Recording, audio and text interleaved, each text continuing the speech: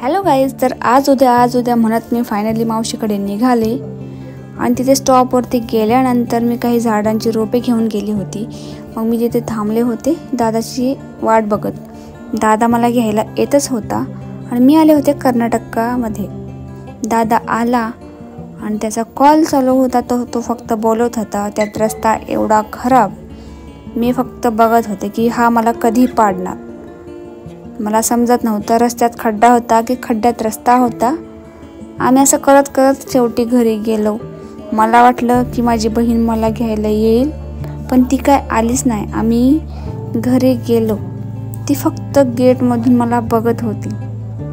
मी मस्त व्हिडिओ काढत होते, मला वाटलं ती आता येईल, पण ती काय आली नाही। मग आम्ही घरी पोहोचलो।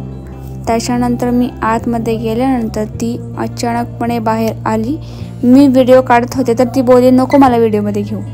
व्हिडिओमध्ये मी नाही घेतलं। तर हे आहे माझ्या मावशीचं घर। बघा तुम्हाला कसं वाटलं हे कमेंटमध्ये नक्की सांगा।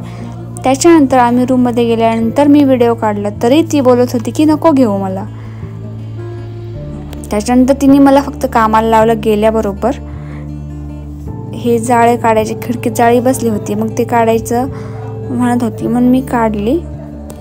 त्याच्यानंतर आम्ही गेलो शेताकडे माती घ्यायला, म्हणजे फ्लॉवर पॉटमध्ये आम्हाला माती घालायची होती। मग आम्ही गेलो शेताकडे, घरासमोर शेत होतं, मग तिथे गेलो आम्ही।